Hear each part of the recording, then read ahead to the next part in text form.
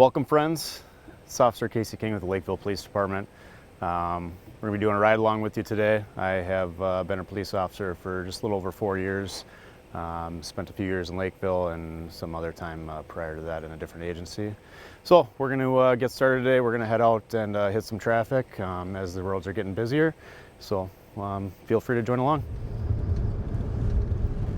So on a typical day like today, I start my shift at 3 p.m. Roads are a little bit busier, traffic's a little bit heavier at this time of the day rather than at nighttime, which I tend to usually work through the overnight hours. So typically, right now when the roads are busy, we're looking for any type of traffic violations, anything from speeding, lane usage, careless, reckless driving, road rage type stuff.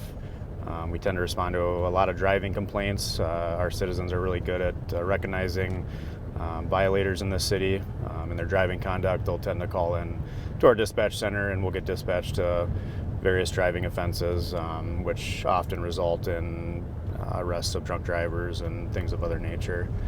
Currently, we are on 185th Street and Kenwood Trail in the city of Lakeville. We are responding to backup Officer Woodman, one of my partners, on a traffic stop he's conducted. He's requested some assistance in regards to searching a vehicle. I'm not sure the exact details of what he located or what he detected, but typically we make a traffic stop.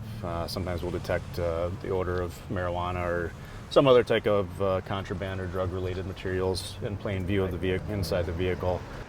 So Officer Woodman right now is issuing a citation. From the sounds of it, this young man, the driver of the vehicle, was very forthcoming with the contents of his vehicle in regards to there's a little bit of contraband, sounds like a small amount of marijuana and some drug paraphernalia. So he is very forthcoming. He handed over the contraband to Officer Woodman, and Officer Woodman is now just issuing a citation. So the driver will be cited and then released. So we're gonna jump back in the squad car and hit the road again.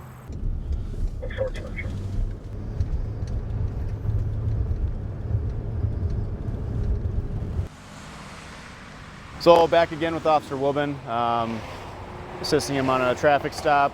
I was behind him. I saw his emergency lights activate. He stopped the vehicle, so I was right there. So in this agency, we're really big on backing up our partners, especially traffic stops. We're going into the unknown. We don't know what's inside the vehicle. We don't know necessarily who the driver is, regardless of who the vehicle is registered to with the license plate. So it's important to me, it's important to my partners that we always, if we're around, we're close, to just come back us up, just make sure that we're going to be safe. And if our partner says that they're going to be okay and they feel like everything's going all right with the traffic stop, and stand by and make sure that people are not violating the Ted Foss law, which is the move over law. So we're going to make sure that cars are actually moving over, giving the appropriate space to keep Officer Woodman and myself safe while we're on this traffic stop. So when we're out doing routine traffic patrol, looking for violators on the road, when we make decisions to stop violators, there's some factors that we have to look into before we make that decision. Because A, we want to make sure that it's safe for us to turn around on a vehicle and stop the violator. We want to make sure it's safe for the public that we're going to be potentially turning our squad car around to catch up to a violator. So there's various factors that we have to think about before we make the decision to stop a vehicle and make sure that it's safe for us and everybody else on the road.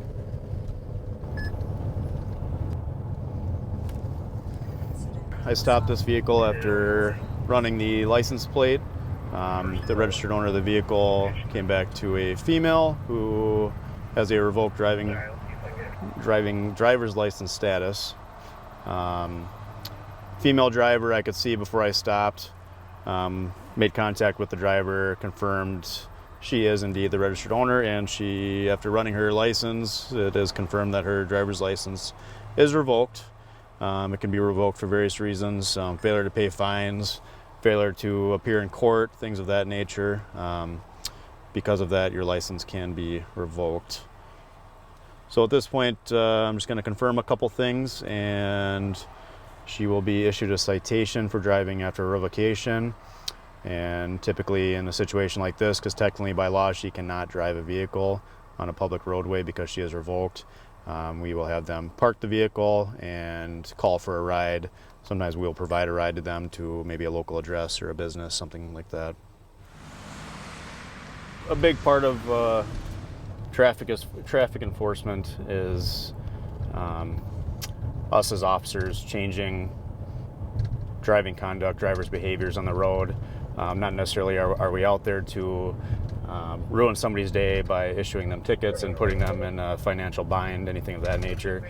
More often than not, we'd like to just make sure that people are aware of their driving conduct, and we're educating them and trying to change those behaviors in the future so we can have safer roads in the city of Lakeville.